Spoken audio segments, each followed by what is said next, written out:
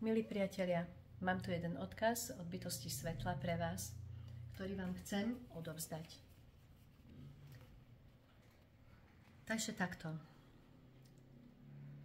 V tejto ťažkej dobe je dôležité, aby každý pracoval na sebe a bol nápomocný vyslancom svetla, pretože jedine práca pre svetlo je záchranou pre každého.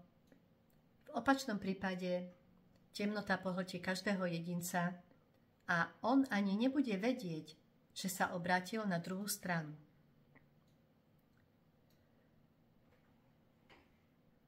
Zmení sa jeho vyžarovanie, do aury sa dostanú temné entity, ktoré dopomôžu k zmene myslenia, konania, zmení sa jeho poradca, alebo ako niektorí volajú strážca, alebo duchovný strážca, pretože svetlý strážca ustúpi temnote, ktorá by mu ublížila. Čiže ľudia si nesprávne myslia, že všetci majú pri sebe anjela strážneho. A svoju temnotu môže šíriť ďalej za predpokladu, že sú v jeho okolí ľudia náchylní prikloniť sa k temnej strane. Ovplyvňovaní myšlienkami, názormi, informáciami, v aure sa temno bude medzi ľuďmi šíriť bleskovou rýchlosťou.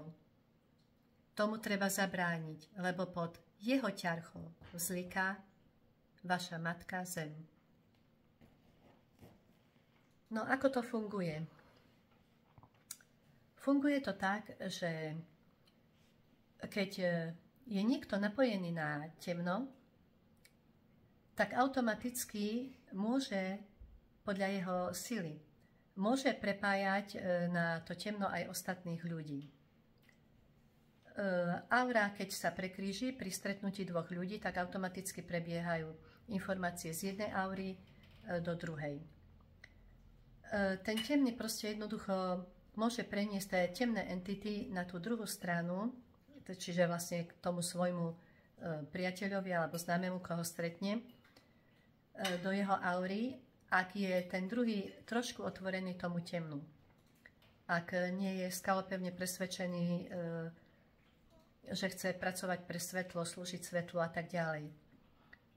Čiže takto sa môže to temno šíriť ďalej podaním vlastne z jedného človeka na druhého a šírením tých, alebo rozširovaním tých temných entit ďalej a ďalej a tým pádom ľudia sa menia.